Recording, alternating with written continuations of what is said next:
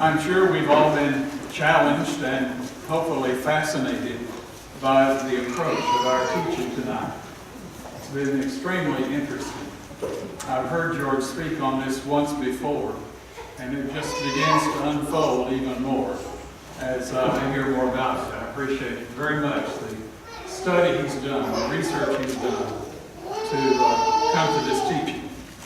Now, we're not going to keep you long. While we're sort of changing the procedure and we're calling this a study, we're not going to have 45 minutes nor 30 minutes of questions and answers. We are going to give just a few moments for any brother who might have questions. Now, there is something this is not. This is not an opportunity for anyone to ask any question that has been bothering you about the book of Revelation. What it is for you to consider the teaching that he did on this subject. And if you have a question on this subject, and you want some clarification, or even want him to amplify, then those are the kinds of questions that are appropriate tonight. So with that said, is there a brother who has a question that you would like to direct to George? Yes, Melvin? Yes, I really enjoyed the presentation. It made a lot of sense. I've studied Revelation somewhat over the years, and of course, the more familiar views I've studied the futurist view, the preterist view, and the historical and continuing historical view. And most of our preachers over there, a lot of our preachers over the years have held the continuing historical view that I used to kind of hold that position. I kind of abandoned that recently. But would you call this the parallel view? Is that what you call this position, or what do you? This would be kind of a combination of a preterist idealist view is what I would call it. Preterist means past. And so this is looking into the past and asking what did it mean to those people in the past who received the book of Revelation. And I believe that when they were reading about these things, they had on their minds, and they were thinking about the Roman Empire and how they were being persecuted by Rome and how these things applied to them in that situation.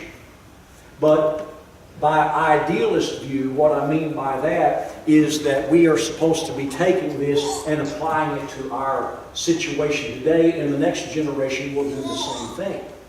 And so it's a timeless book that should be applied to everybody's generation in the situation they find themselves in.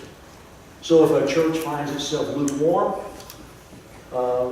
listen to what was told to Laodicea. If they found they lost their first love, listen to what was said to Ephesus, and so forth. So I would call it a combination of preterist and idealist. Yes, Jonathan. I'm noticing something missing in pattern, a judgment day in Revelation 1, 3. If they are 7 parallels, where is the judgment found in the first section?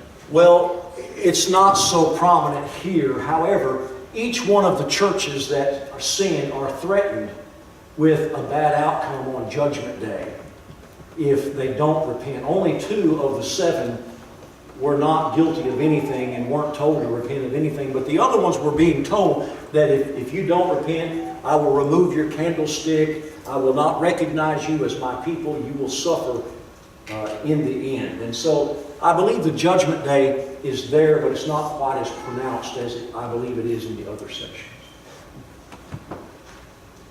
Does another brother have a question?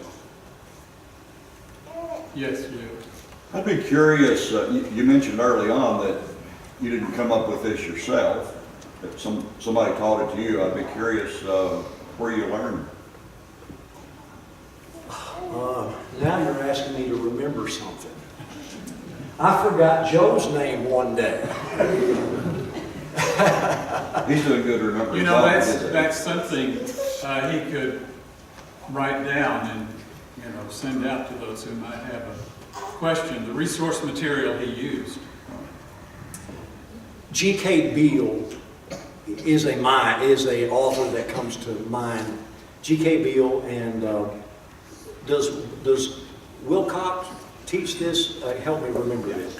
Okay, Wilcox. And what's his first name? I can't remember. Michael? I think so. Michael Wilcox. Those are just two of many that, and let me say Ron Corder. You may know him a little better than Michael Wilcox.